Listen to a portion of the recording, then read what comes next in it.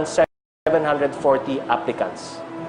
The Department of Labor and Employment, for its part, has extended financial aid totaling 6.4 billion pesos to over 1.18 million displaced employees in the formal and informal sectors of the economy, including returning OFWs.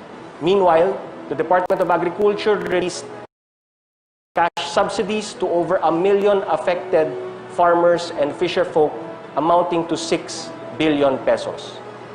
Para naman sa mga apektado sa sektor ng edukasyon, may mga hakbang at programa na inilunsad ang pamahalaan upang matugunan ang pangangailangan nila.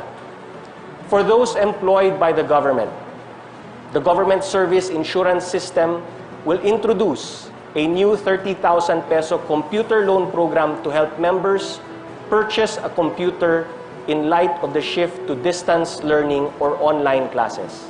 In addition to this, in September, the GSIS will launch an educational loan program for its members to help them pay tuition and other school fees for their nominated student beneficiaries. Maglulunsad ang GSIS ng mga bagong programa para matulungan ang mga kawani ng pamahalaan sa pagpapaaral sa kanilang mga supling. Maliban sa computer loan program, meron ding programa para sa matrikula at iba pang mga kaugnay na bayarin. To address the struggles of private schools, private educational institutions can also seek help from the Land Bank of the Philippines Study Now, Pay Later lending program.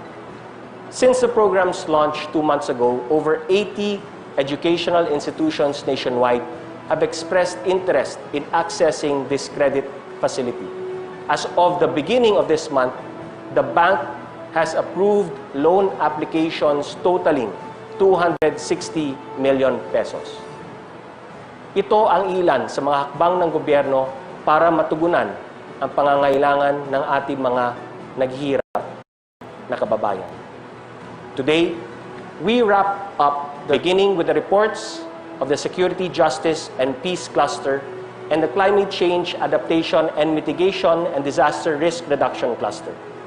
Secretary Delfin Lorenzana of the Department of National Defense shall report on the untiring efforts of the Security, Justice, and Peace Cabinet Cluster in protecting and safeguarding the interests of the people and the nation, particularly the government's efforts to protect our national territories and to safeguard territorial integrity, sovereignty, and sovereign rights, in ensuring the welfare of our overseas Filipinos, in strengthening the rule of law, in institutionalizing an efficient and impartial justice system, in advancing and protecting human rights, and in attaining just and lasting peace. We shall also be provided with information on how the country has increased its defense and security engagements with the international community in areas of logistics and defense support. More importantly, how we shifted from military-centric to civilian-led approach in confronting the armed communist movement and ending armed communist insurgency. The SJPC shall also report its concerted efforts in orchestrating COVID-19 containment and recovery efforts. The Climate Change, Adaptation, and Mitigation and Disaster Risk Reduction Cluster, on the other hand, through its chair, Department of Environment and Natural Resources, Secretary Roy Cimatu, will report on how the government has worked to build stronger and safer communities amidst tropical cyclones, strong earthquakes, and other natural disasters that struck the country. Their report will also include how government has responded to disasters through assistance for search, rescue, and retrieval operations, cash for work, loan assistance for agricultural production, processing facilities, and farm improvement for typhoon, earthquake victims, and the recent Taal volcano eruption. It will also highlight improved natural systems, which include the rehabilitation of Boracay and Manila Bay, enhanced climate-resilient communities, reforestation through the enhanced National Greening Program, and better management of hazardous wastes, particularly medical wastes due to COVID-19. Following the presentation of these clusters, an open forum will follow to afford you the opportunity to direct your questions at the concerned department secretaries and heads of agencies. Before I wrap up, allow me to extend my sincerest gratitude and congratulations to our partners who made today's Pre-SONA Forum possible: the Security, Justice, and Peace Cluster, the Climate Change, Adaptation, and Mitigation and Disaster Risk Reduction Cluster, the Presidential Communications Operations Office, the Office of the Executive Secretary, and my fellow workers in the Office of the President.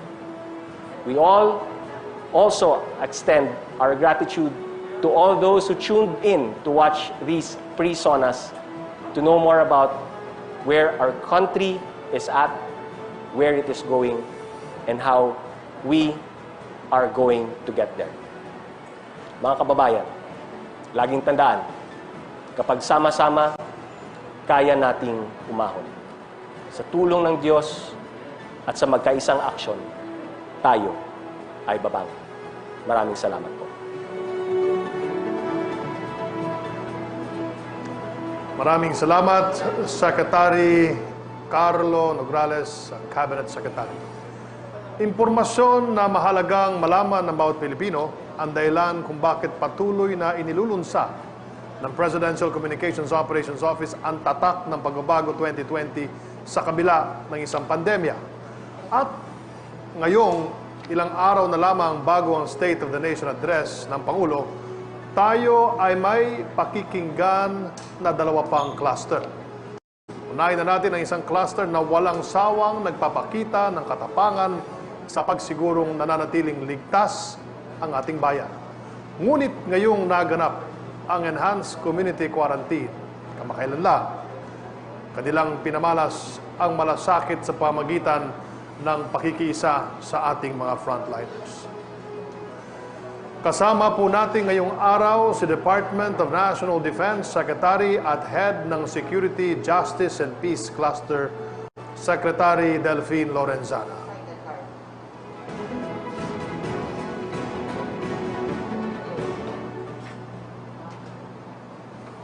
Mula sa Security, Justice, and Peace Cluster na binubuo ng Department of the Interior and Local Government, Department of Foreign Affairs, Department of National Defense, Department of Justice, Office of the Presidential Advisor on the Peace Process, at National Security Council, isang ligtas at mapayapang araw sa ating lahat. Kinagagalak kong iulat ang bunga ng ating pagsisikap para paigtingin ang seguridad, kapayapaan at hustisya sa ating bansa. Sa pangunguna ng Pangulong Rodrigo Roa Duterte, narito ang mga patunay ng patuloy na pagkalinga ng pamahalaan sa ating mga mamamayan. The Philippines continues to pursue an independent and principled foreign policy that serves our national interest, fosters respectful friendships, and facilitates beneficial and meaningful cooperation and partnership with the global community. Defending national sovereignty and protecting territorial integrity is a paramount priority of this administration. President Duterte's bilateral and multilateral engagements with other countries and cooperative mechanisms amongst claimant countries has significantly lowered the tension and has greatly helped in managing the issues in the West Philippine Sea. We have actively pushed for the effective implementation of the 2002 Declaration on the Conduct of Parties in the South China Sea. We are likewise pursuing the early conclusion of an effective and substantive code of conduct in the South China Sea by all the claimant states. We continue to engage them in confidence-building measures to improve the living conditions of our people in the West Philippine Sea. We are upgrading existing facilities in the 9 islands that comprise the municipality of Kalayaan, particularly the island of Pag-asa. For the first time since 1970s, Pag-asa Island has received major infrastructure upgrades, namely a ship beaching ramp, and a sheltered port for our fishermen. It is now easier to proceed with other development projects such as concreting the runway and its apron and construction of other structures for the residents and our troops. Addressing recurrent incursions and harassments by military and civilian Chinese vessels, the Philippines has taken diplomatic actions against China for activities against our national sovereignty. This is on top of our enhanced surveillance, enforcement, security, and development capabilities in the area. The AFP improved its identification, detection, and interdiction efforts through our newly installed air defense surveillance radars, the conduct of wider air and maritime patrols, and setting up additional detachments in strategic locations. Dahil sa mga ito, asosya na nating nababantayan at namamanmanan ang kalawakan at karagatan sa ating teritoryo. We continue to boost our defense capability through the AFP Modernization Program. The AFP has acquired several assets, the most recent of which is the BRP Jose Rizal, the Navy's first brand new frigate that was received earlier this month. Combat support aircraft are also due for delivery this year to the Philippine Air Force. Meanwhile, the President ordered us to defer the termination of the Visiting Forces Agreement with the United States. This allows our armed forces to continue engaging the U.S. forces in joint military exercises. We strengthened our maritime security cooperation with neighboring nations such as Indonesia and Malaysia to secure our shared borders. We also agreed with Indonesia and Palau to advance common interest in managing and preserving marine resources in the exclusive economic zones of the three countries. We have also launched marine explorations to protect the biodiversity of our waters. In the Philippine Rise, the government funded an all-Filipino marine science research expedition to coordinate marine science research initiatives and related activities. Moreover, consultations were held by the National Coast Watch Council and the National Task Force on the West Philippine Sea to update our national marine policy. Bilang pagkilala sa mahalagang ambag ng mga overseas Filipinos sa ating bansa, prioridad ng pamahalaan ang pagtataguyod ng kanilang kapakanan. Upang matiyak ang agarang serbisyo saan man sila naroroon, nagdagdag ng 6 na embahada at konsulado ang Department of Foreign Affairs sa iba't ibang panig ng daigdig. Pinalakas natin ang pananaig ng batas sa ating bansa. Napanatili ng ating kapulisan ang kapayapaan at kaligtasan ng ating mga pamayanan. Bumaba ang bilang ng krimen, napabilis ang pagresolba sa mga ito, at napaigting ang kampanya laban sa illegal na droga. The overall national crime incidence has decreased in the first 6 months of 2020 by 51%. Bunga naman ng mga reforma sa Department of Justice, bumilis ang pagresolba ng kaso sa piskalya at ang pagsasampa ng mga ito sa korte. Dahil sa pinalakas ng prosekusyon, nabawasan ang mga kasong nadidismiss at dumami ang nalilitis at nahahatulan. Sa pagdami ng ating abogado, napalawig ang pagbibigay ng libreng payo at serbisyong legal sa ating mga mamamayan. This allows a sense of equity and fairness as those who have less in life are assured of quick and impartial justice, boosting our people's confidence in our judicial system. Bilang pangangalaga at pagsulong sa karapatang pantao, inihabla natin ang mga organisasyong konektado sa terorista at komunistang grupong CPP-NPA. Kinasuhan ng marder sina Jose Maria Sison, Sator Ocampo at kanilang mga kasama para panagutan ng Inupakan Massacre noong dekada 80 kung saan pinapatay nila ang maraming miyembro ng CPP-NPA dahil sa purging o paglilinis ng kanilang hanay. Kaugnay nito, naglabas na ng warrant of arrest ang korte laban kay Sison at mga kasamahan nito. Para pangalagaan ang karapatan ng mga kabataan, sinampahan natin ng kasong trafficking of persons, kidnapping, child abuse at krimen laban sa international humanitarian law ang mga organisasyong nagre-recruit ng mga child warriors gamit ng kanilang mga salugpungan schools, universidad at kolehiyo. Sa pakikipagtulungan natin sa kagawaran ng edukasyon, naipasara ang mga huwad ng mga paaralang ito na ginagamit na prente ng CPP, NPA, NDF. Layunin ng mga ito na linlangin ang mga katutubong kabataan, lasunin ang kanilang isipan at turuan silang labanan ang pamahalaan. Tinutulungan natin ngayon ang mga apektadong mag-aaral para magkaroon ng dekalidad, kapaki-pakinabang, makabuluhan at makabayang edukasyon. Inihabla din natin ang 14 na kasapi ng CPP, NPA, NDF sa kasong pagpaslang at pagkakaroon ng mga iligal na pampasabog, mga bala at armas. Tungo sa pangarap ng bawat Pilipino na makamit ang maginhawang buhay, nagsisikap ang pamahalaan para ito ay makamtan. Ngunit, hindi ito matatamo kung walang seguridad at kapayapaan sa buong kapuluan. Kaya sa umpisa ng pamumuno ni Pangulong Duterte, gumawa siya ng hakbang para matuloy ang pag-uusap tungkol sa kapayapaan at tigil putukan sa lahat ng mga armadong grupong lumalaban sa gobyerno. Unfortunately, the attempt to dialogue with the CPP, NPA, NDF did not prosper due to their insincerity. The government has no choice but to address the communist insurgency on its own.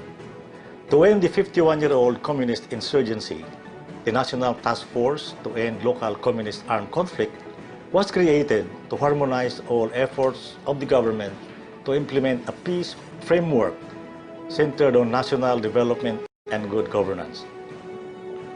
Hindi baril at bala ang solusyon para wakasan ang mga armadong grupong lumalaban sa pamahalaan, kundi mabigyan sila ng pagkakataong magbagong buhay at mabuhay ng tahimik kapiling ng kanilang mga pamilya. Dahil sa Enhanced Comprehensive Local Integration Program ng Task Force Balik Loob na binubuo ng iba't ibang ahensya ng nasyonal at lokal na pamahalaan, libo-libong dating rebelde na ang natulungang magkaroon ng bahay, lupa, kasanayan at kabuhayan. Sila ang nagiging inspirasyon ng mga dati nilang kasamahan para sila ay magbalik loob na rin.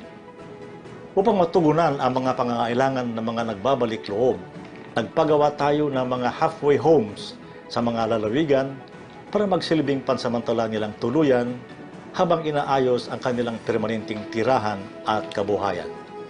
We are also honoring our signed peace agreements with the other internal armed conflict groups such as with the MILF, MNLF, RPMP, RPA, ABB, TG Kapatiran, and CBA, CPLA.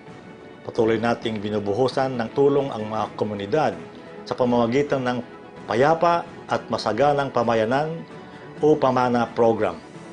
Marami na ang natapos at marami pang kasalukuyang ginagawang community development projects sa buong bansa.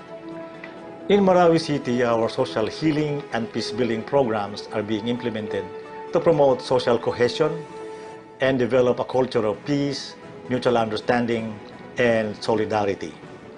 Through various peace forums, former combatants and their families have become peaceful and productive citizens. Binalangkas natin ang National Action Plan on Preventing and Countering Violent Extremism in the Philippines, ang kauna-unahang programang kontra sa radikalismo sa Timog Silangang Asya. Pinagkakaisa nito ang pamahalaan, civil society, relihiyosong grupo at iba't ibang sektor ng lipunan upang masugpo ang radikalismo. The most successful peace initiative of the government is the passage of the Bangsamoro Organic Law that created the Bangsamoro Autonomous Region in Muslim Mindanao, o BARMM. The Bangsamoro Transition Authority undertakes capacity building, legislates laws, and pursues partnerships with the national government and international community to realize their dream of self-rule. An intergovernmental relations body has been formed to coordinate the efforts of the national and BARMM governments for the development of BARM. Part of the Bangsamoro Organic Law is the decommissioning of MILF combatants. 30% of them have already been decommissioned, and the remaining 70% will be decommissioned in the next 2 years. The passage of Republic Act number 11479, also known as the Anti-Terrorism Act of 2020, will greatly enable our security forces to proactively prevent and defeat terrorism. Titiyakin namin na ang bisa ng batas na ito ay itutuon lamang sa mga teroristang gustong maghasik ng lagim at karahasan sa ating mga mamamayan at pamayanan. Hindi namin pahihintulutang magamit ito para hadlangan o yurakan ang mga karapatang pantao sa ating lipunan. Sa kasalukuyan, ang buong daigdig ay nakatuon sa pandemyang COVID-19. Nagsisikap tayo para pigilan ang pagkalat ng sakit at maibsan ang masamang epekto nito sa buhay ng ating mga kababayan at sa ating bansa. The National Task Force on COVID-19 integrates, streamlines, and decentralizes government's efforts through our National Action Plan.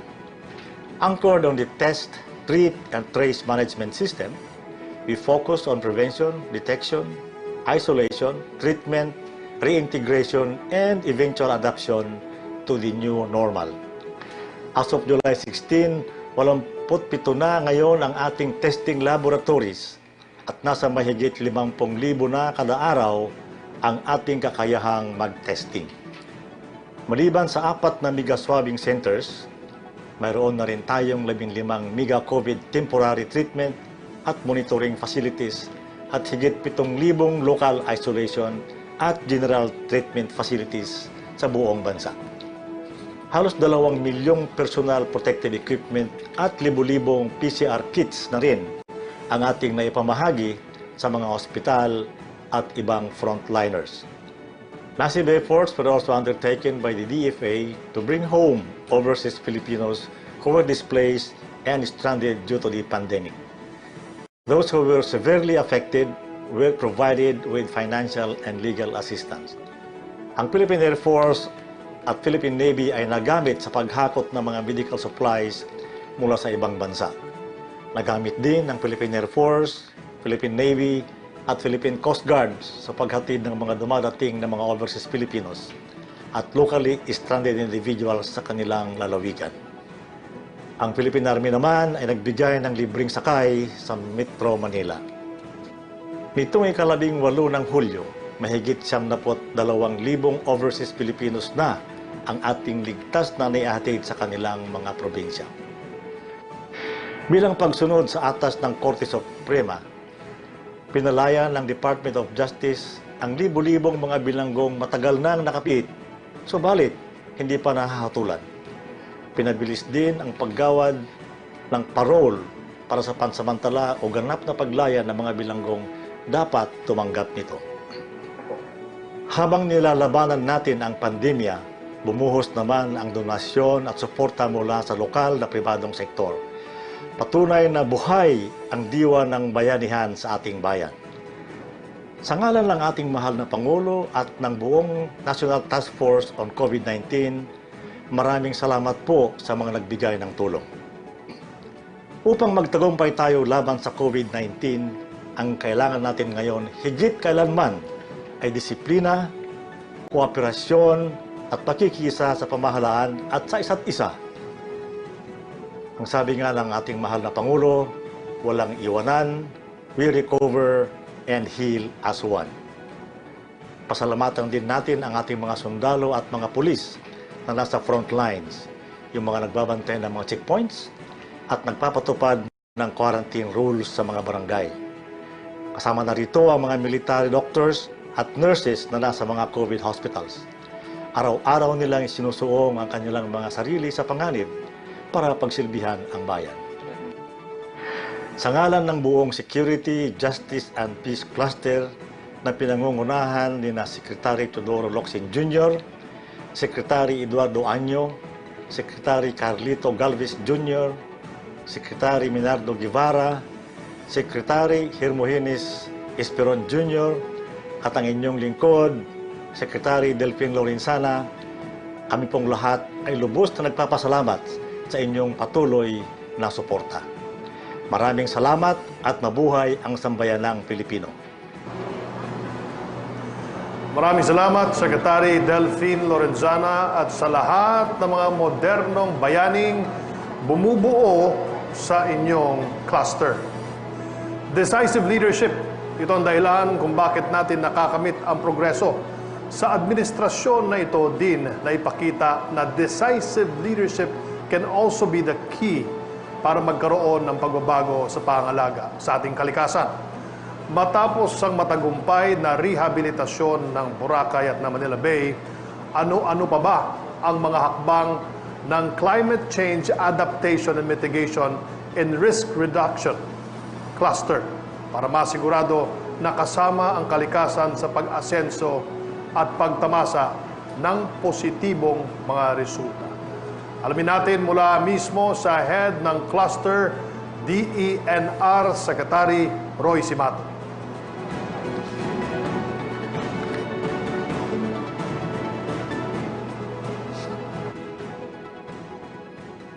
No war, no recession, no previous pandemic has had such a dramatic impact in people's lives the past century as COVID-19 has in a few short months. On the other hand, climate change is perhaps the greatest challenge we have ever faced post-industrial revolution. Average global temperatures have risen by almost 1 degree centigrade because of increased human activities. The scientists have warned about global warming, hitting the point of no return. If this tipping point needs to be delayed or tackled, we must limit carbon emissions to keep global temperature rise to less than 2 degrees centigrade within this century. Sa gitna ng pandemya ng COVID-19, paano ba natin harapin ang banta ng krisis sa klima? Any long-term response to COVID-19 and zoonotic diseases must tackle environmental protection and climate change. So therefore, climate action needs to be consistently pursued. The Cabinet Cluster on Climate Change, Adaptation, Mitigation, and Disaster Risk Reduction has been moving in a direction where our actions and investments today will potentially prepare us for the current health emergency, future pandemic, and the looming climate crisis. The Cabinet Cluster on Climate Change Adaptation, Mitigation, and Disaster Risk Reduction worked relentlessly to help President Rodrigo Roa Duterte build stronger and safer communities. July 2019 to May 2020, tropical cyclones struck the Philippine Islands. Strong earthquakes hit different places, and an El Nino was experienced. These caused billion-peso damages to properties, agriculture, and infrastructure. Precious lives were lost, thousands injured. January 12, 2020, the Taal volcano erupted. Billions of pesos worth of damages to agriculture and infrastructure were reported, affecting thousands of families. Maagap at mapagkalinga tayo sa ating mga kababayan bilang tugon sa panahon ng krisis. Over 2 billion pesos worth of assistance were provided for search, rescue, and retrieval operations for typhoon and earthquake victims nationwide, to the affected families of the Taal volcano eruption, to poor individuals living in hazard-prone areas nationwide through cash for work activities. Calamity-affected small-scale farmers and fisher folks, including agrarian reform beneficiaries, were provided with over 6 billion pesos as loan assistance for agricultural production, processing facilities and farm improvement, as insurance for 1.92 million hectares of rice, corn, and high-value crops. Over 300 million peso worth of climate change adaptation projects were approved for implementation under the People's Survival Fund in several provinces. Kaalaman at kahandaan matibay na susi sa ating katatagan. Fervently acknowledging the need to invest for disaster preparedness, the Philippines has made significant progress in collecting comprehensive and updated risk information using different technological tools. Vital for informed decision-making and coordinated action, one Doppler weather radar was established in Bohol in 2019, bringing an overall count of 17 Doppler weather radars established nationwide. Number of high-frequency Doppler radars has increased to 24. Commissioned were 2 satellite telemetered seismic stations, raising the total to 104. Generated were additional 9 active fault maps. Training and technical assistance were provided to LGUs, national government agencies, and the private sector through the GeoRisk PH, Hazard Hunter PH program, and the GeoAnalytics PH platform were developed, aimed to generate data for more accurate reporting and preparing for hazards. The Philippines was able to access funds from the Green Climate Fund with the approval of $10 million project for the establishment of a multi-hazard, impact-based forecasting and early warning system in hazard-prone provinces. This proves government's determination to scale up forecast-based financing, which uses weather projections to give vulnerable communities the resources they need to prepare. High-level simulation exercise among cabinet officials and executives was conducted, providing an avenue to identify areas to strengthen disaster preparedness, prevention, and mitigation. To ensure public service continuity at post-disaster, government command and control centers are being established to ensure prompt availability of critical lifelines. Safe open spaces and critical lifeline facilities in Metro Manila were identified and mapped. Government Emergency Communication System Mobile Operations Vehicle for Emergency, a rapid deployable emergency communication system to disaster-stricken areas in the country, was launched. Tuloy-tuloy na pagkalinga sa likas na yaman at kapaligiran, susi sa ating katatagan. Government improved natural systems and enhanced climate-resilient communities. Boracay Island Rehabilitation, a President Duterte legacy, is about enforcing the law. Beach easement recovery reached 67% completion. Structures not compliant of the required easement were demolished. Boracay circumferential road improvement is almost 50% completed. Boracay Drainage Improvement Project's construction to address island flooding is on track. Water quality already reached the safe level for swimming and skin diving. Manila Bay's rehabilitation makes headway in the cleanup and improving the water quality, another milestone of the President.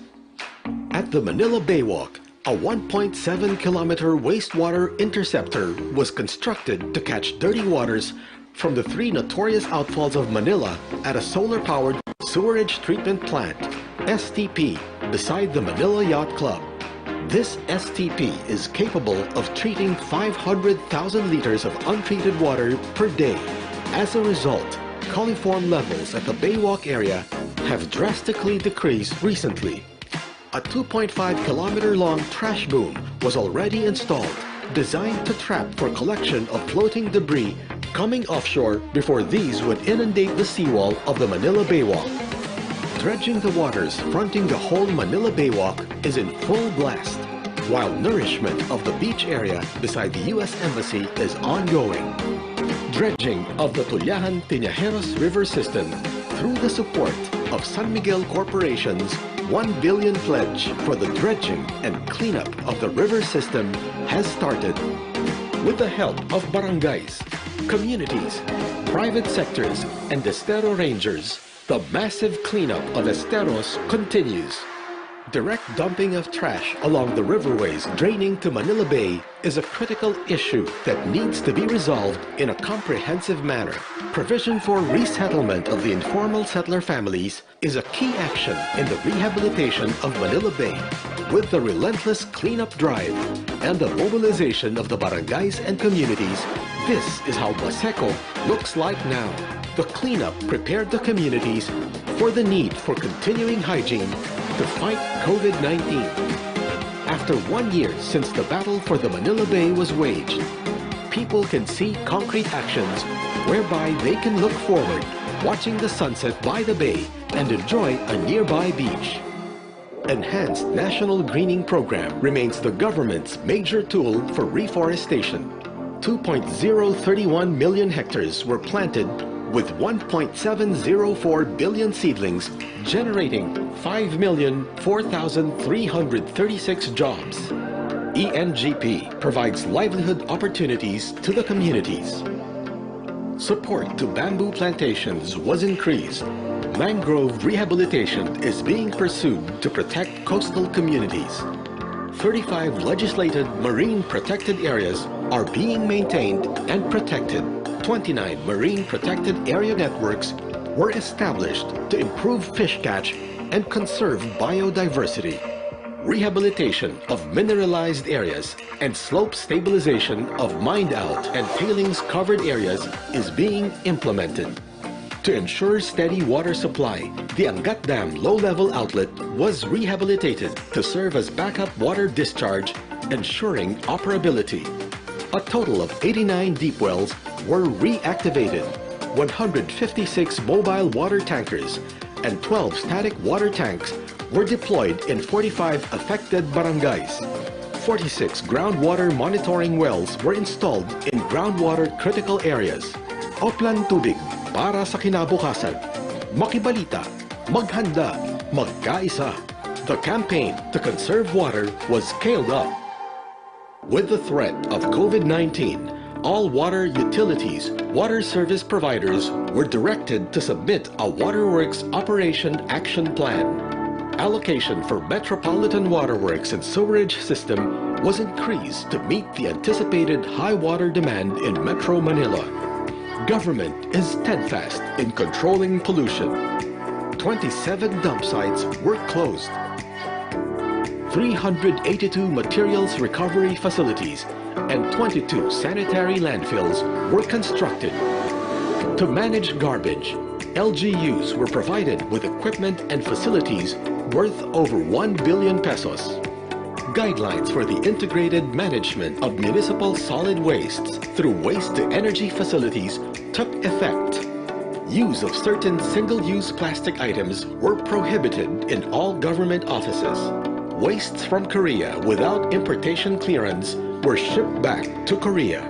To respond to the accumulation and improper disposal of medical wastes due to the COVID-19 outbreak, new policies were issued to better manage hazardous wastes. Government relentlessly pursued the protection and rehabilitation of rivers. 16 rivers nationwide were identified as most improved on water quality. 585 water bodies to date were adopted nationwide by private sector partners.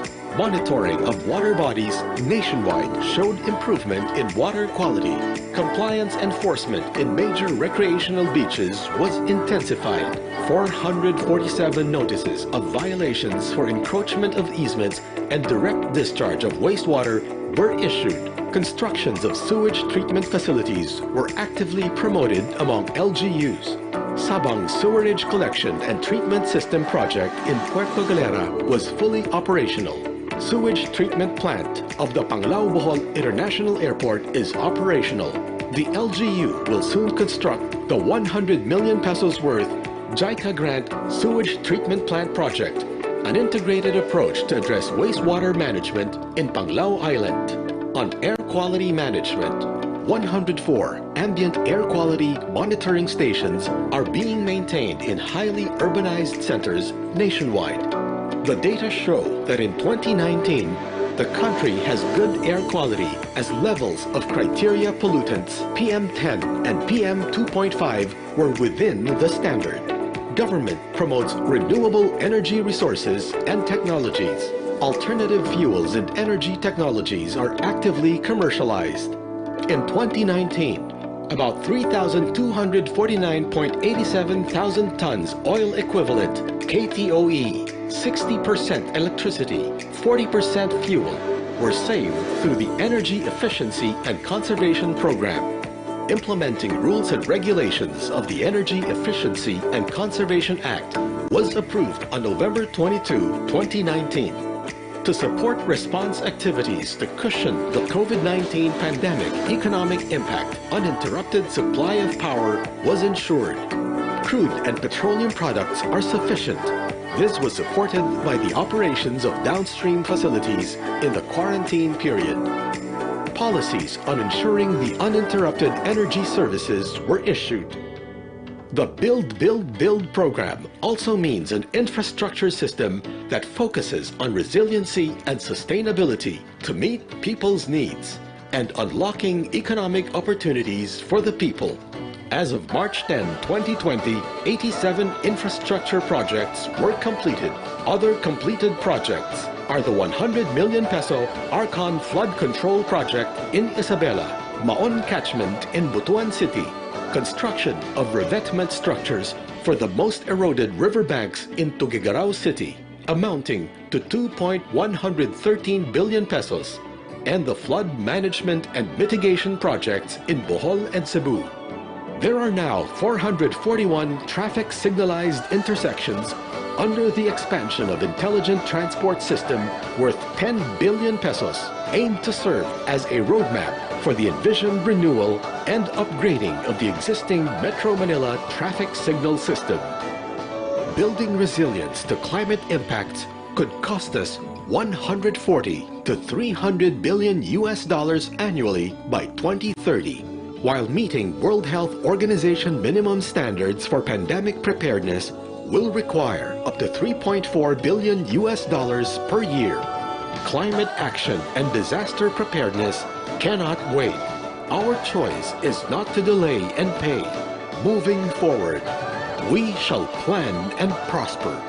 This is CCAM DRR Cabinet Cluster Reporting. Climate emergency remains urgent as ever. It is like the COVID-19 emergency, just in slow motion and much graver. The Cabinet Cluster and CCAM DRR shall prioritize actions and investments that will reduce the long-term health impacts from and increase our resilience and adapted capacity to both coronavirus pandemic and climate change. More effective healthcare waste management shall be implemented to overcome the huge volume of infectious and hazardous waste in hospitals. Treatment, storage, and disposal facilities in the country shall be increased. To prevent zoonotic diseases due to biodiversity loss, we shall intensify, enhance surveillance and enforcement activities in degradation hotspots and critical ecosystems. Research and development on utilizing natural resources for disease prevention and cure shall be undertaken. For food security, the plant program shall be aggressively undertaken. Reforestation and watershed management, forest protection and agroforestry development, especially in critical watersheds, shall be strengthened. Family-based approach shall be adopted under the expanded National Greening Program to provide livelihood opportunities. Increased demand for water during the COVID-19 pandemic shall be addressed by fast-tracking the development of alternative water sources.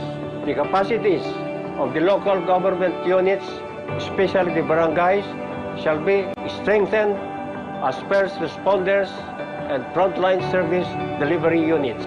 Data infrastructure and early warning systems in the National Disaster Risk Reduction and Management Operations Center shall be upgraded.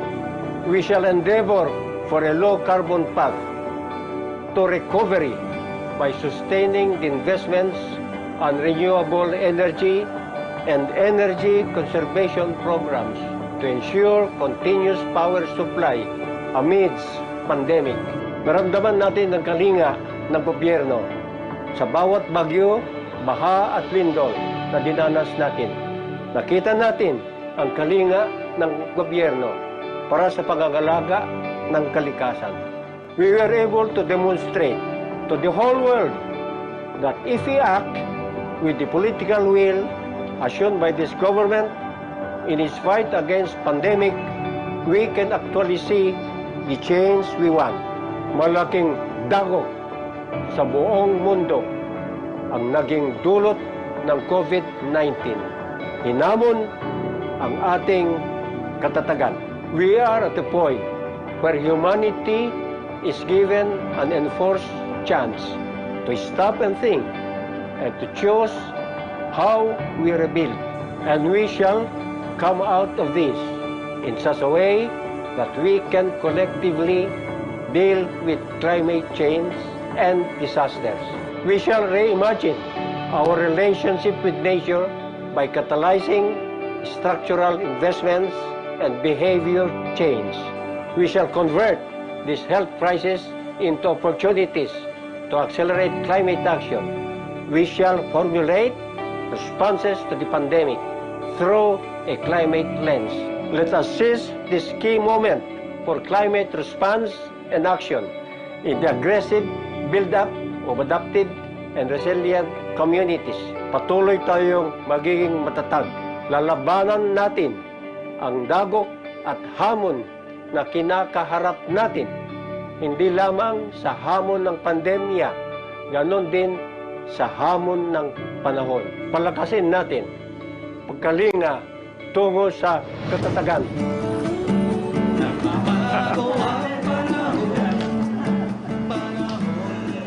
Ating narinig ang mga ulat mula sa Security, Justice and Peace and Climate Change Adaptation, Mitigation and Disaster Risk Reduction Clusters. Ngayon naman po ay magtutungo sa pagsagot sa mga katanungan ng publiko. Makakasama natin live via Zoom ang mga heads of agencies na sina DENR Secretary Roy Cimatu, DND Secretary Delphine Lorenzana,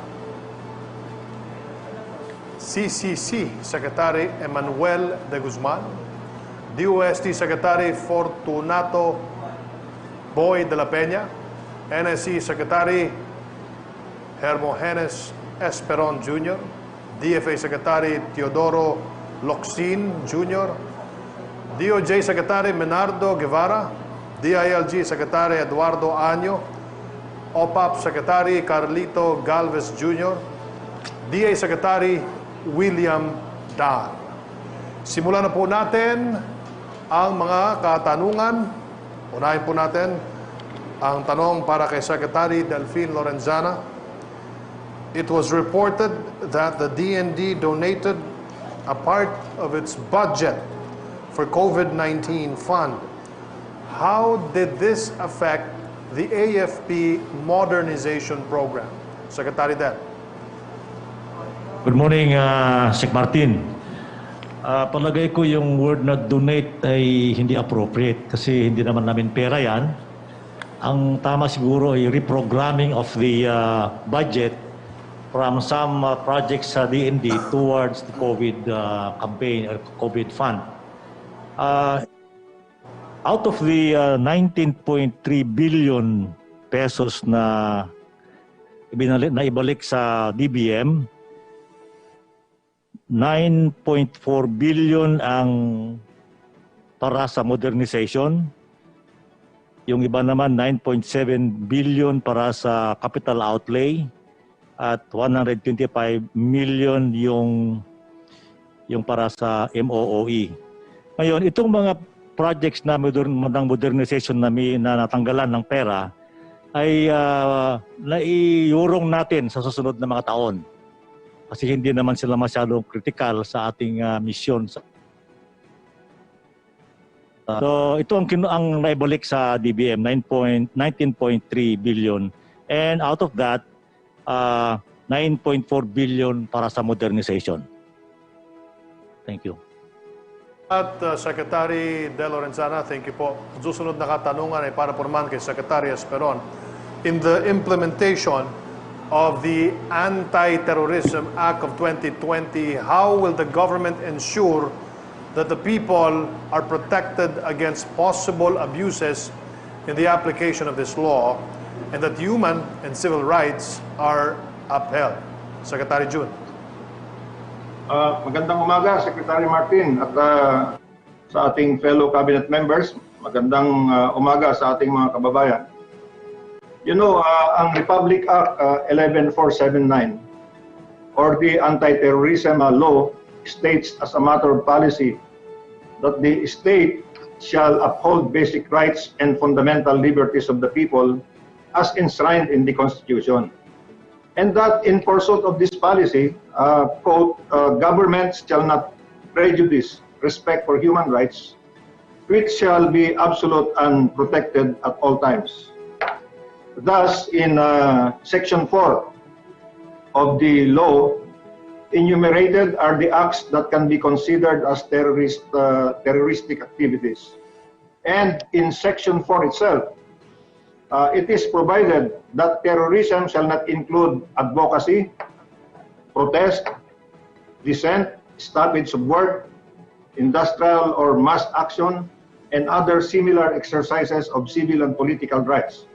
It is therefore very clear that activism is not terrorism, and terrorism is not activism. And so, what are the other safeguards in the anti-terrorism law? One, terrorists are those designated by the Anti-Terrorism Council pursuant to the United Nations Security Council Resolution number 1373, or those that are proscribed through the Court of Appeals, or those that are arrested in flagrante delicto. After designation and proscription, pagkatapos ng designation at proscription, suspects are put under surveillance that will be applied for and which will be authorized by the Court of Appeals. And if surveillance is done without order of the Court of Appeals, it is punishable by 10 years imprisonment. Law enforcers also who remove, delete, shred, or destroy results of surveillance face imprisonment of 10 years. Agents who open and dispose of evidence without court authority shall be penalized with 10 years of imprisonment. Moreover, arrests and detentions shall be immediately reported in writing to the judge of the court nearest the place of arrest. And this written notice must be furnished to the Anti-Terrorism Council and the Commission on Human Rights. This is the first time that we are doing it. We report the arrest to the Commission on Human Rights. Otherwise, the penalty will be 10 years imprisonment. Violations of rights of detainees, failure to exercise and maintain official logbooks, torture and coercion during investigations and interrogations shall be punishable with imprisonment. Napakaraming punishment nito pag nagkamali ka dito. That's why we need technical and trained people that will work in counter-terrorism. There are 5 other offenses punishable with imprisonment, including examining bank deposits, placements, and trust accounts without authorization. And we must realize that, very importantly, as another safeguard and limit to the powers and functions of the Anti-Terrorism Council itself, the Council shall not function as a judicial or quasi-judicial body. Its actions will be based on law and by authorization of the courts. Finally, there shall be a joint congressional oversight committee with 12 members from the Senate and from the House of Representatives, with 2 members from the minority. Yan ang joint oversight committee. And the implementing rules and regulations of the Anti-Terrorism Act shall be furnished to this joint oversight committee. We are therefore confident that with this Anti-Terrorism Act, we will be better equipped and more capable in addressing the menace of terrorism.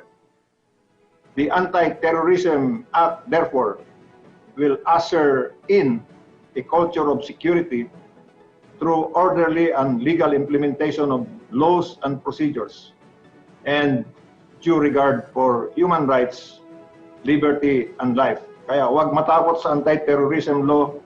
Ito ay para sa atin. Activism is not terrorism. Terrorism is not activism. Maraming salamat. Maraming salamat, Secretary June Esperon. Ang susunod na katanungan po naman ay para kay Secretary Teddy Boy Locsin. Filipinos outside our shores are equally affected by the pandemic, if not even in more vulnerable condition.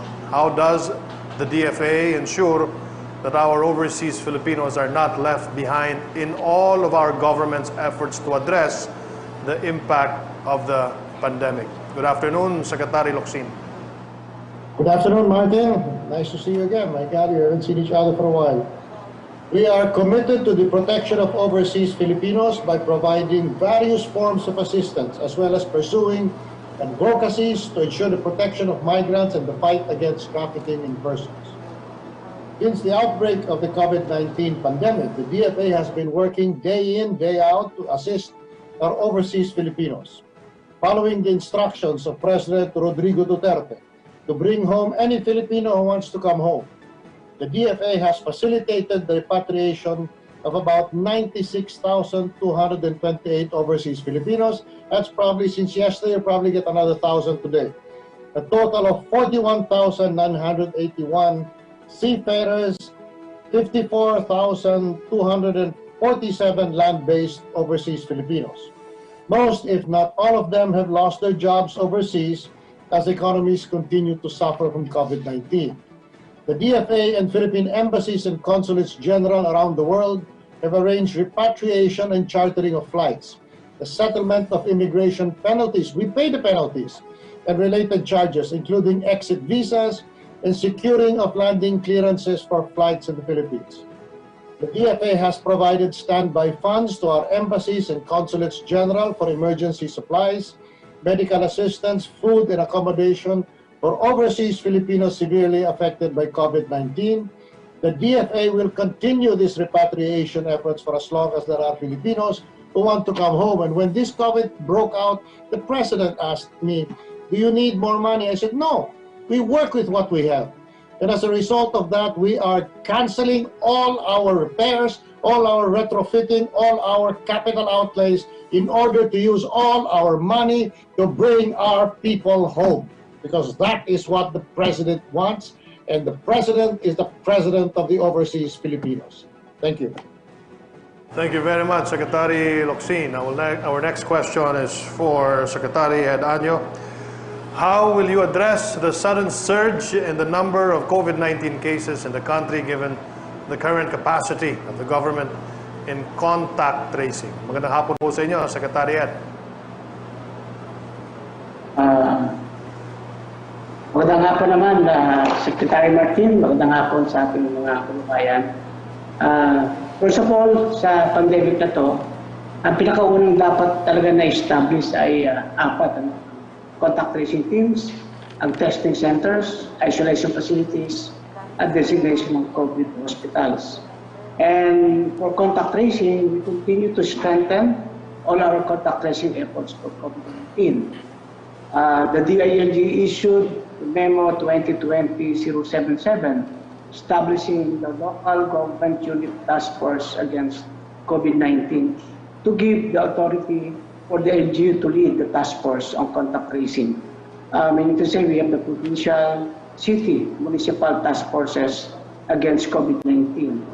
And we have also a memo or memorandum of agreement existing between the DOH, the PNP, the Bureau of Fire, and the AFP for data sharing and localization of contact tracing efforts. As of now, meron tayong 4,818 contact teams, no?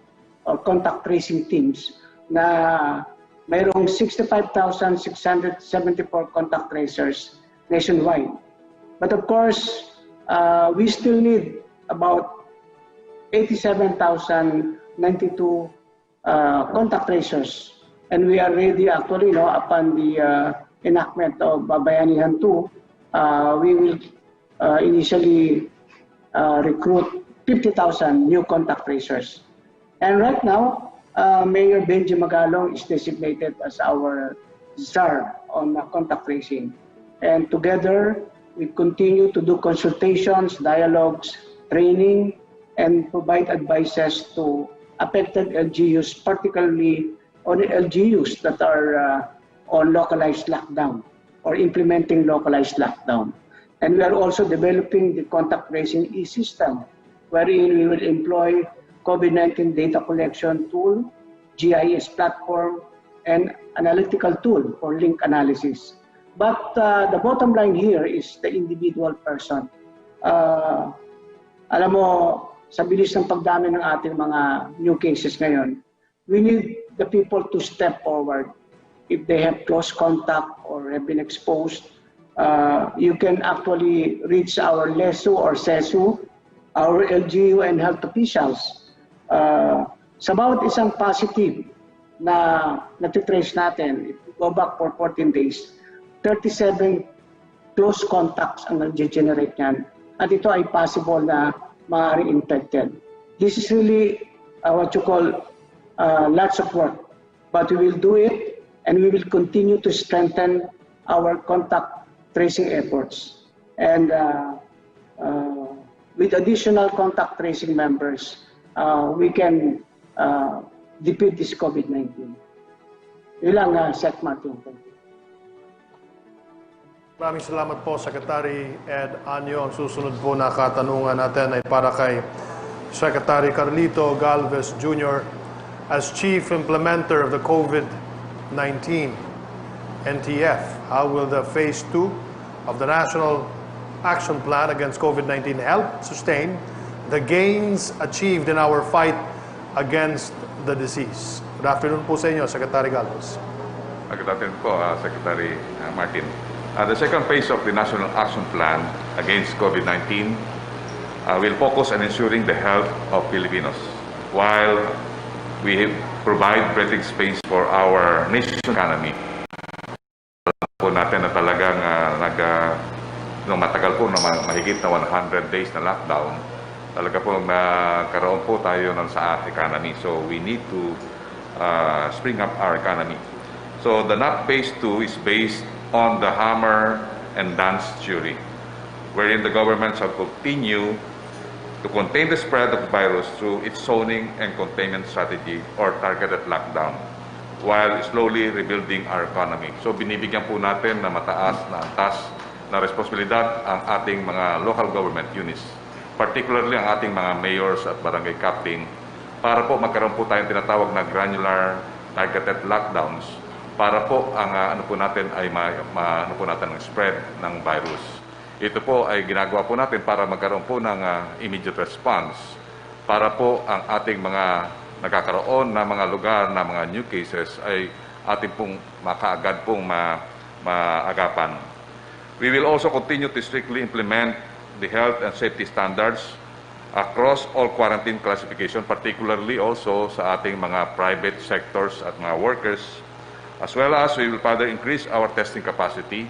Meron na po tayong protocol sa expanded testing so that we can test as much as 10% of our people. So we already had more or less 10 million testing kits available for that. And we are now increasing our testing capacity now more than 50,000, and we were able to test 27,000 a day. So ito po ang ating ginagawa po ngayon, pero ang ating pong ating message sa ating mga mamamayan ay ang sinasabi nga po ay iwas po tayo sa ating maapektuhan ng COVID. Protektahan po natin ang ating mga sarili para maprotektahan po natin din ang ating kabuhayan at ang ating ekonomiya. Ilan po at maraming po salamat. Maraming salamat po, Secretary Carlito Galvez Jr. At ang huli na katanungan para sa Security, Justice and Peace Cluster ay para po kay Secretary Menardo Guevara ng DOJ.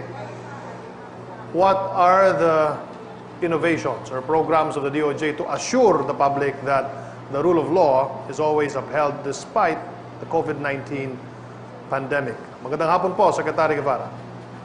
Magandang hapon, Sec Martin, at magandang hapon sa lahat ng sumusubaybay dito sa ating programa. Alam mo, Sec, it is of utmost necessity that law and order be maintained and preserved during critical times, such as during a public health emergency or a state of national calamity. The rule of law is not suspended during a pandemic. So in this regard, the DOJ continues to perform its role of administering criminal justice in an even more stringent and innovative manner. So, for example, in the matter of the prosecution service, operations continue even during the lockdown.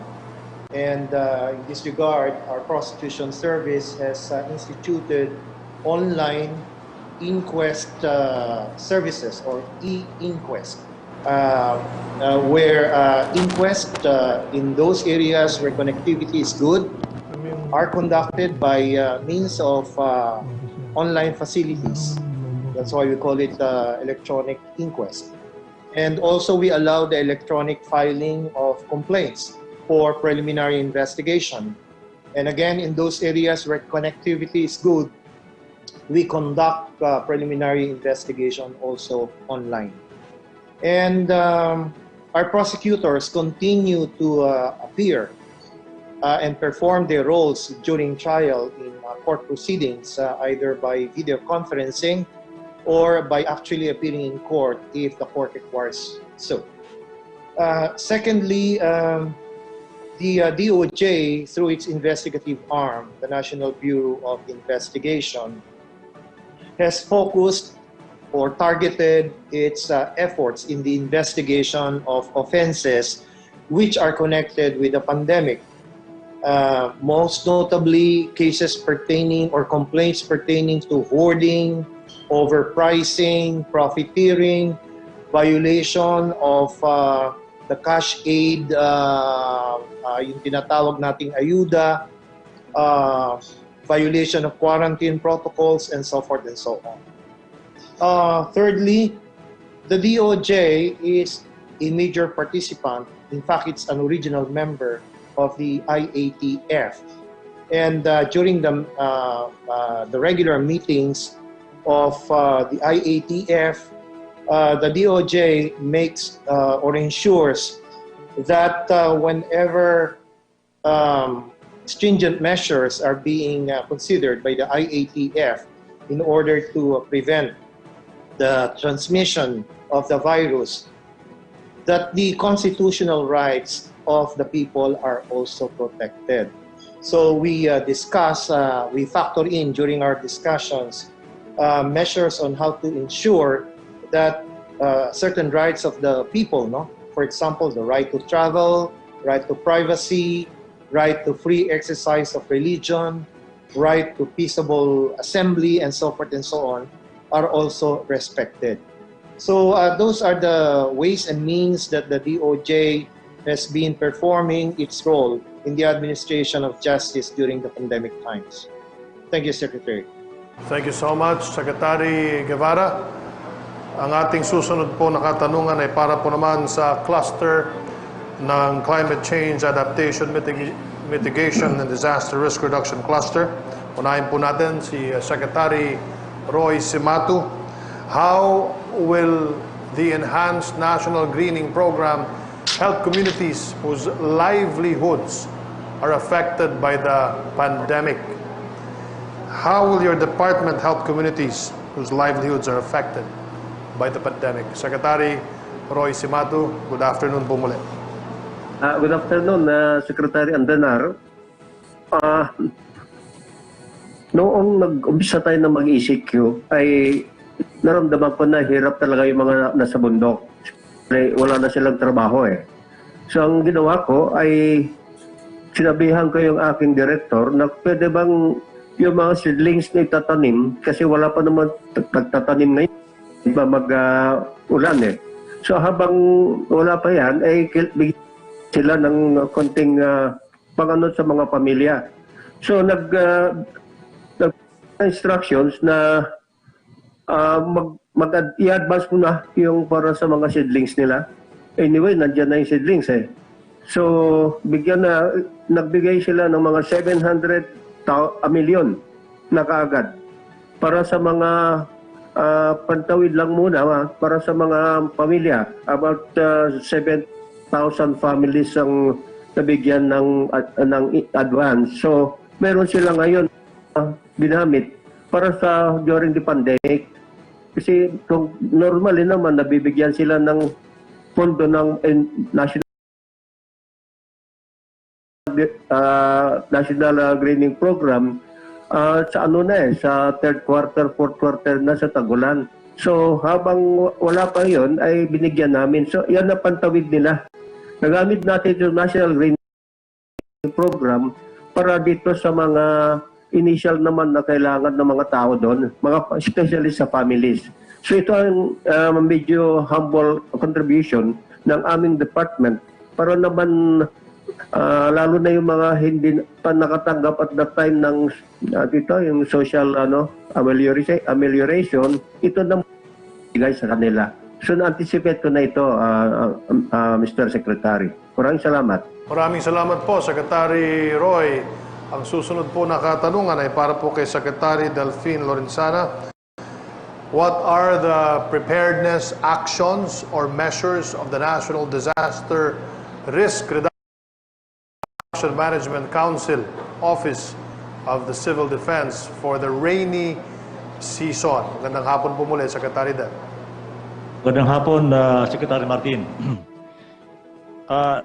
We do not need additional preparation for this because for the past several years, we have been developing the infrastructures and capacities of our regional and provincial disaster management councils. So nandiyan na sila dahil nga tayo ay dinadalaw ng ulan at bagyo taon-taon, ay nakagawa na tayo ng mga hakbang. We have already strengthened the capacities of the provinces, the towns and the barangays, in fact, to address any adverse effect of the rainy season. So, yan ang sagot ko, Secretary Martin. Handa tayo. Handa yung NDRRMC at saka yung OCD para sa pagdating ng tagulan. Thank you. Thank you po, Secretary Del Lorenzana. Ang susunod na katanungan ay para po kay Secretary Boy de la Peña ng DOST. The country, being prone to various natural hazards, needs to be on guard from these threats while also combating COVID-19. There are two agencies under the DOST, Pag-asa and PHIVOLCS, which are our frontliners in monitoring and providing information and warning of hydro, meteorological, and geological events in areas that can be affected. Are there new science, technology, and innovation solutions from these agencies to improve early warning and hazard and risk assessments? Magandang hapon po, Secretary Boy de la Peña. Magandang hapon, Sec Martin. And I have to speak for two agencies under the Department of Science and Technology. First, on Pag-asa, what we have done was to improve our capabilities through the installation of more facilities. For example, we have installed additional Doppler radars for tropical cyclone and rain monitoring, and high-frequency Doppler radars for sea waves monitoring, as well as flood forecasting and warning systems. So this meant an increase of in the case of our Doppler radars, an increase from 16 to 17. In the case of our high-frequency Doppler radars, from 12 to 24. In the case of our flood forecasting and warning systems, from 8 to 13. And this will still be augmented by the ongoing establishment of 5 more flood forecasting and warning systems in the river basins in Abulog, Ilog, Hilabangan, Agusan, Mindanao, and Aklan. We also have a new method to predict the likelihood of tropical cyclone occurrence within the next 2 weeks. And this has been developed by a team of our researchers at Pag-asa.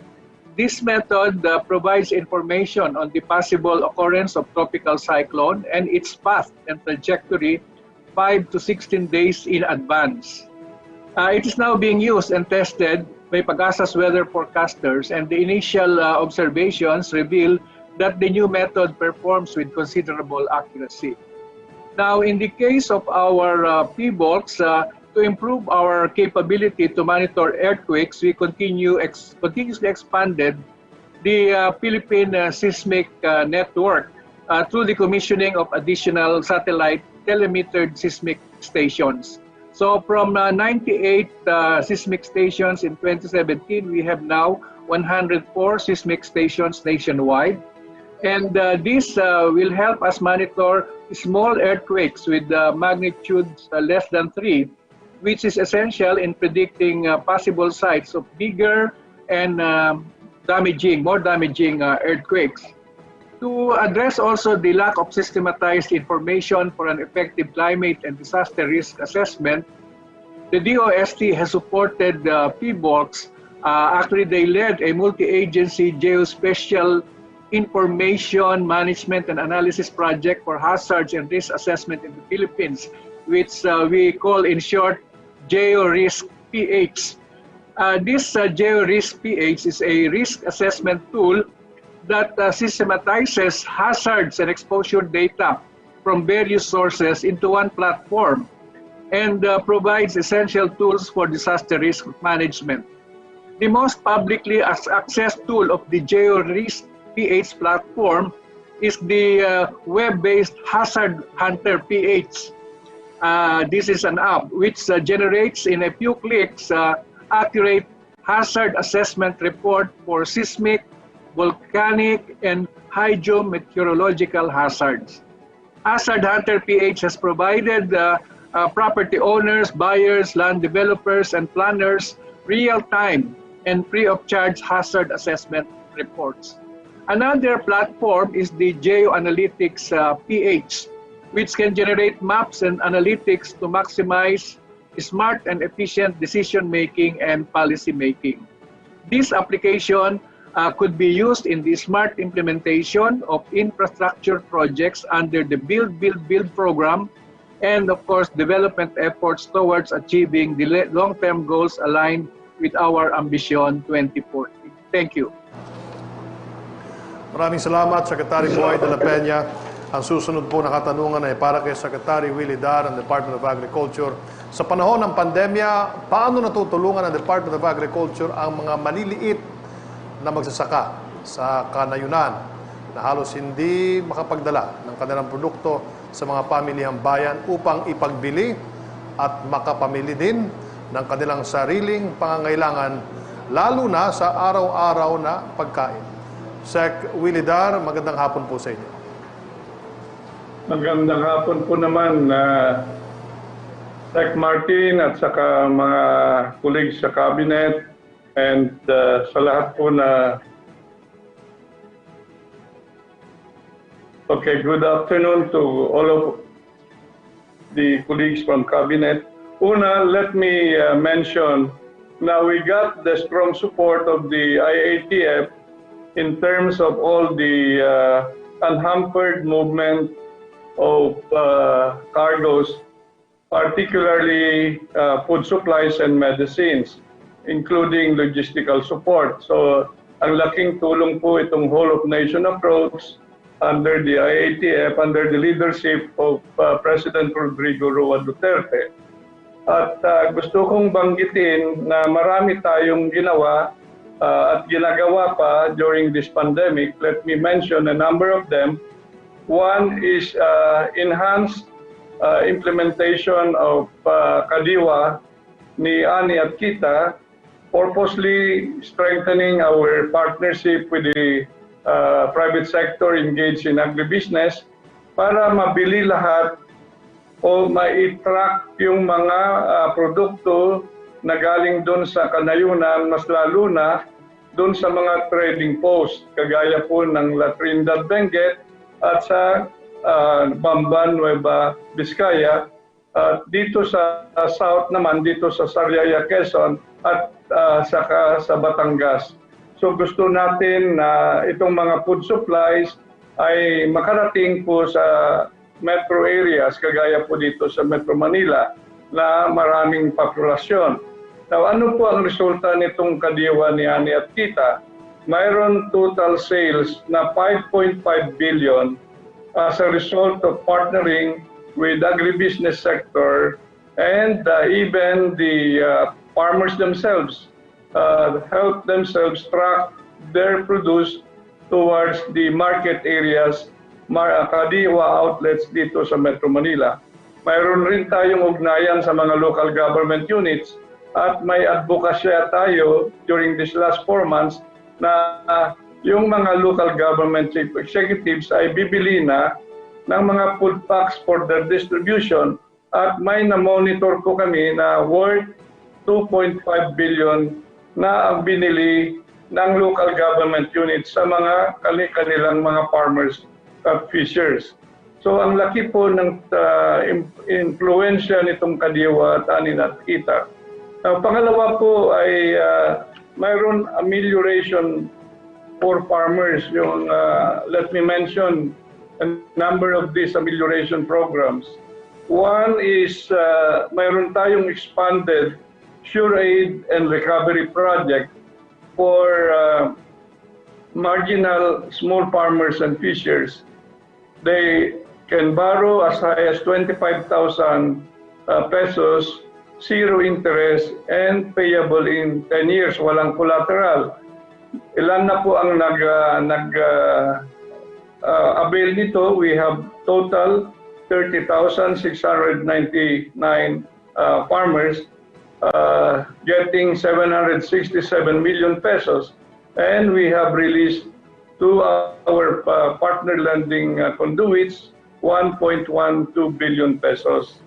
Now another Sure Aid loan program ay para sa micro and small enterprises naman. 93 enterprises have now availed, totaling 646 million pesos, and we have released to our partner lending conduits 1.5 billion pesos. Now, another one directed to the rice farmers, mayroon tayong ibinigay na financial subsidy for rice farmers. Those affected particularly by the rice tariffication law. About 3 billion has been given to 591,246 beneficiaries. Early this year, let me also mention rice farmer financial assistance, another 3 billion, and 597,404 beneficiaries were benefited from this amelioration for them. So again, gusto natin banggitin Sec Martin ang kagawaran ng pagsasaka with all our partners, a whole of nation approach ay sinisiguro po natin na mayroon tayong sapat na pagkain dito during the pandemya, but we would like to believe that we can survive and we can reboot again Philippine agriculture with the help of President Rodrigo Roa Duterte. I would like to then conclude by saying that no amount of pandemic and or impacts of climate change can slow us down. No lockdown can really delay our activities in farming and fishing. Let us be resilient and turn challenges into opportunities to survive and move forward towards a food secure and more resilient Philippines with prosperous farmers and fishers. Mabuhay po tayong lahat. Babangon ang Pilipinas. Maraming salamat po, Secretary Willie Dar ng Department of Agriculture. Ang susunod po na katanungan ay para po sa Climate Change Commission. Secretary Emmanuel de Guzman, what is the role of climate change adaptation and mitigation in the green recovery? Is it imperative to anchor green recovery under climate change action? Magandang hapon po, Secretary de Guzman. Thank you, Secretary Martin. Magandang hapon po sa inyong lahat. Tulad po ng COVID, climate change is an urgent global concern. It is an existential threat. It is a life and death issue. Like our response to COVID, we must heed science in responding to the climate crisis. Kailangan po nating ibangon muli ang ating ekonomiya mula sa dagok ng pandemya ng mas matatag kaysa dati. We cannot just go back to business as usual, vulnerable and defenseless against the next pandemic or global disruption. Mahalaga pong kaakibat ng pagbabago at pagbabangon ng ating bayan mula sa pandemya ang mabisang pagtugon at pag-angkop sa climate change. This is how we've been approaching green recovery in the Cabinet Cluster on Climate Change Adaptation and Mitigation and Disaster Risk Reduction. Our Green Recovery Program shall uphold the health of the people and the planet. It shall let us survive and thrive amid climate change. Sa layuning ito, binabalangkas po ng climate change ang Nationally Determined Contributions or NDC. Ito po ang susi sa ating green recovery. The NDC, which embodies our climate change adaptation and mitigation strategies, will give us clean air and a healthy environment. It will deliver green investments and green jobs to our countrysides. It will let our sectors and industries transform into a green economy. In short, it will pave our country's sustainable future. This transformation is achievable po if we act now and act together, because the timing and scale of our response will spell the difference between suffering and surviving from the impact of climate disruptions. Sa pamamagitan po ng ating pagkakaisa at pagtutulungan sa pagtugon sa COVID at climate change, makakaasa po ang ating bansa sa isang mas ligtas at masaganang bukas. Maraming pong salamat, Sec. Martin. Maraming salamat po sa inyong panahon, Secretary Emmanuel de Guzman ng Climate Change Commission. Ang huling katanungan po natin ay para kay Cabinet Secretary Carlo Nograles. Do you think that the goal of the pre-SONA fora has been achieved despite the pandemic that the country is in right now? Cabinet Secretary Carlo Nograles, magandang hapon muli sa iyo.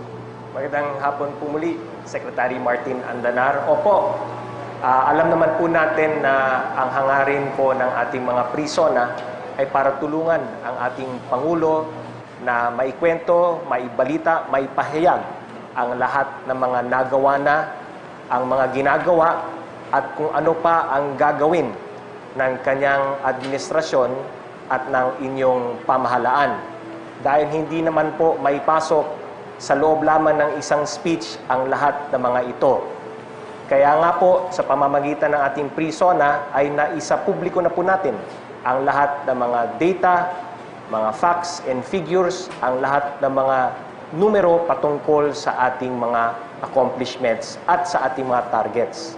Pangalawa po ay naipahayag po natin ang lahat ng mga programa, proyekto at mga activities na gagawin at ginagawa ng inyong pamahalaan.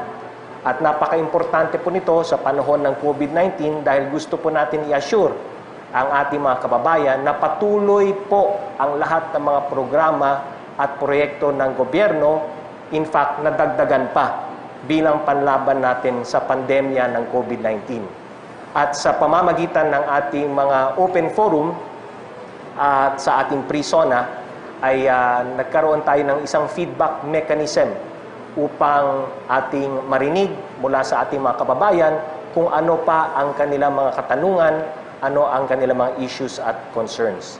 Sa ganitong paraan po ay hindi lamang whole of government approach, kundi whole of nation approach po ang ginagawa natin para labanan ang COVID-19 at kung ano pa man ang iba pang mga pagsubok na ating mga nararanasan bilang isang bansa. Ang importante po para sa lahat ay anuman ang klaseng pagsubok ay kailangan tayong lahat ay magkaisa, magbayanihan at magtulungan. At siyempre dapat hindi po tayo mawawalan ng pag-asa. Maraming salamat po. Maraming salamat po, Cabinet Secretary Nograles. Maraming salamat sa ating mga Cabinet Secretaries. Sana'y nabigyan linaw ang ilan sa mga katanungan ng publiko. Pilipinas, tayo po'y humaharap sa mga matinding suliranin sa pagbubukas pa lamang ng taon. Pinakamabigat na rito ang COVID-19 pandemic na naging matindi ang epekto sa ekonomiya ng bansa at sa pang-araw-araw na buhay ng bawat Pilipino.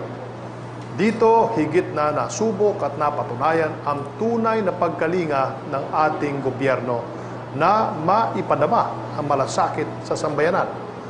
Ano ang mga susunod na hakbang ng administrasyon? Panoorin po natin ang mensahe ni Pangulong Rodrigo Roa Duterte.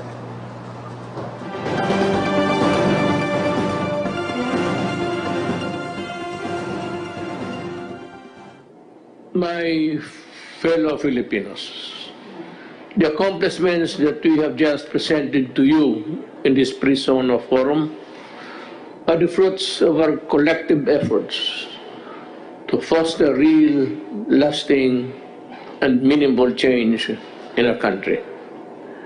Numerous trials have tested our resolve these past few years, but we always emerge victorious because of our unity and bayanihan as a people.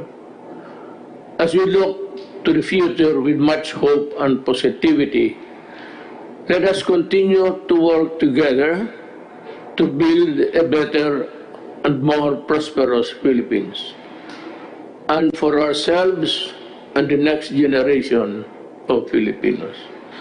Mabuhay ang Republika ng Pilipinas.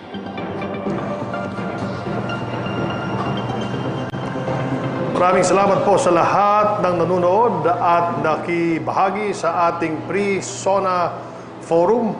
Pinapasalamatan po natin ang kapisanan ng mga broadcaster ng Pilipinas na nakahook up po sa atin. Kasama po dyan ng Philippine Broadcasting Service, DZMM, DWWW, DZXL-RMN, DZRH, DZBB, Bombo Radio, Radio 5, 92.3 News FM, the Philippine Information Agency, the Philippine News Agency, Filipino Star Ngayon, PTV, IBC, CNN, Signal TV, GMA, DZRH, Signal TV, One News, DWIZ, GMA News, News 5, Manila Times, RPN, DD, Katropa, DWBW, DWRN, Radyo Kaisahan, Abante Tonight, at sa lahat po na naka-tune in po ngayon, naka-hook up. Maraming salamat po.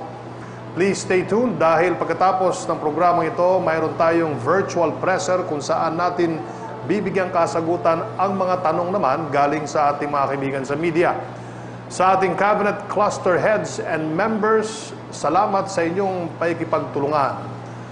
Nakasama natin sa unang bahagi ng Pre-SONA Forum na ginanap noong July 8 ang Economic Development Cluster at Infrastructure Cluster.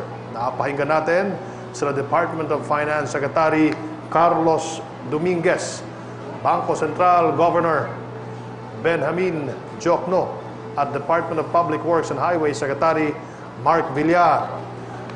Ayon sa ating economic managers, tinamaan ng husto ang ating ekonomiya ng pandemyang ito. Nahihirapan man tayo, katulad po ng mga bansa sa buong mundo, ngunit dahil sa reformang pinansyal at maayos na pangasiwa sa ating ekonomiya, bago pa man tumama ang COVID-19 pandemic, tayo ang isa sa pinakamalakas, pinakamatibay at pinagkakatiwalaang ekonomiya sa rehiyon. Nakatulong ito sa maagap na pagtugon sa pangailangan ng ating mga kababayan. May mga senyales na rin na bumabangon ang ating ekonomiya. Muling maibabalik sa dati ang takbo ng mga negosyo sa muling may angat ang estado ng ekonomiya ng ating bansa. Hindi rin matitigil ang implementasyon ng mga proyekto sa ilalim ng Build program upang makakatulong sa pagbigay ng napakaraming oportunidad ng trabaho sa mga manggagawang Pilipino na siyang importanteng bahagi ng ating economic recovery. Nakasama naman natin sa pangalawang Pre-SONA Forum na gianap noong July 15 ang Human Development Poverty Reduction Cluster at ang Participatory Governance Cluster. Napahinggan natin sila Department of Social Welfare and Development Secretary Rolly Bautista, Department of the Interior and Local Government Secretary Eduardo Año, and DBM Secretary Wendell Abisado. Patuloy ang pagpapatupad ng mga programang mapagkalinga para tumugon sa pangailangan ng taong bayan sa usapin ng kalusugan, kabuhayan at edukasyon, pati na rin ang pagtulong sa ating mga kababayang maralita ngayong panahon ng pandemya. Sa ating whole of nation approach, mas mabilis at epektibo ang paghahatid ng serbisyo sa publiko. PS Baguio, member kapisanan ng mga broadcaster ng Pilipinas.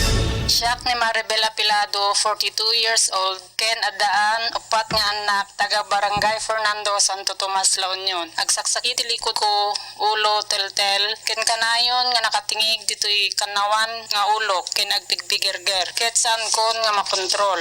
Adda na kaibaga nga mapan kami dito'y Rollins Natural Health and Wellness Center. Idinapan kami, chinik ket kalpasan na inikandak ti herbal supplements. Kasi ti apo, awan tay makabulan nga gag-aga sa akmayaten ti riknak. Magigaraw kumeten ti ulok, nagsublin ti normal. To itungid ko. Iso nga si kayo nga da, nasakit na, padasin nyo dito yung Rollins Natural Health and Wellness Center. Ano po pangalan ninyo, ma'am? Ako po si Maria Bodoso. Ilan taon na po kayo? 38 years old po. Taga saan kayo, ma'am? Taga-Abatan, Bogias, Benguet. Paano mo nalaman ang Rollins at ano ang nag-udyok sa iyo para pumunta dito? Narinig ko po sa radyo at isa ako sa maraming nararamdaman. Palaging sumasakit ang likod ko at balakang. Madali akong mapagod. Kaya nung marinig ko, yun ang nag-udyok sa akin na pumunta sa Rollins. Nagpa-check up ako doon sa mata at binigyan nila ako ng mga supplements na maiinom ko. Ano ngayon ang naging result sa pinainom nila sa iyo? Gumanda ang pakiramdam ko. Nawala ang sakit ng likod at baywang ko.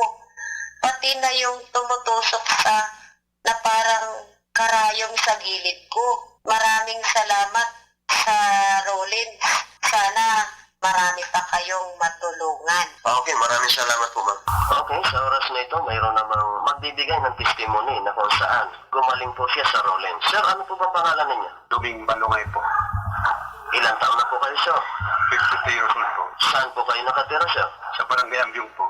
Ano ang nag-udyok sa iyo? Bakit sa Rollins kayo nagpagamot? Sa katunayan po, sir, palagi akong nakikinig sa radyo, kaya doon ko rin napakinggan yung tungkol sa Rollins Natural Health and Wellness Clinic, kaya sinubukan ko. Ano ang naging resulta sa kanilang pinainom toxifier? Maganda po ang resulta, sir, kasi ang daming lumabas na iba't ibang kulay, katulad ng kulay itim, may itim at saka kulay verde, saka yung kulay dilaw. So, ano po ang masasabi ninyo sa ating mga kababayan? Ang masasabi ko po sa mga katulad ko, lalo na sa mga edad na at sa mga taong nakarinig sa testimonyong ito, lalo na yung may matagal ng krisis sa kanilang katawan. Bakit di natin subukang magpa-check up dito sa Rollins Natural Health and Wellness Clinic? Dahil ito po ang pinakasimpleng paraan upang magamot ang ating masasamang karamdaman o sakit sa ating katawan at upang maiwasan natin ang pag-opera o pagkasugat ng ating katawan. Napintas adamag, ti Rollins Natural Health and Wellness Center ket agipapa ay iti libre nga health services program. Itugot laeng ti privilege cardio. Libre ti check-up babaan ti iris scan camera and computer. Dito'y nga makita ti agkakapsot nga organs ken pasot ti bagyo. Kas ti mata, puso, liver, kidney, gallbladder, appendix, UTI, ulcer, colon, pancreas, pancreas, prostate, ovary, thyroid wenno goiter, nakapsot nga puso, weak lungs, dysmenorrhea, sakit ti utek, uric acid, sugar, cholesterol, kenda dumapay nga sakit. Itugot lang ti Privilege Cardio. Gapu ta sa nga pulo ket duwa nga tawenan ti programa pangsalunat ti Rollins bakit ken operasyon ti bagbagida gapu ti panagtumarda ti herbal medicine. Isu nga da kayo nga adda madi nga marikriknada, mabalinyo nga mapan ken biruken ti epektibo nga herbal medicine ti Rollins. Tumarin nyo tatno umimbag kayo. Ti herbal medicine ti Rollins ket epektibo ken nasamay. Nalaka ken masarakan ijay Rollins Main Clinic, 2nd floor, Golden Court Building, Magsaysay Avenue, Baguio City. Kaabay lang, Kipilando Center, Rollins Bugyas Benguet, 2nd floor, Napata Building, Abatan Bugyas Benguet. Rollins Bambang, Nueva Vizcaya, room 4, 2nd floor, Villanueva Building, Bangot Bambang, Nueva Vizcaya. Ijay Urdaneta City, Pangasinan, Unit GO3, ground floor, Urduha Building, Urdaneta City, Pangasinan. Mabalinmet nga ag-text wenno agtawag ti 0998-559-7928. Silulukat dagiti clinics Lunes agingana Sabado alas 9 ti agsapa ingana alas 5 ti malam. Mabalinmet nga kitaan ti Facebook page ti Rollins Natural Health and Wellness Center.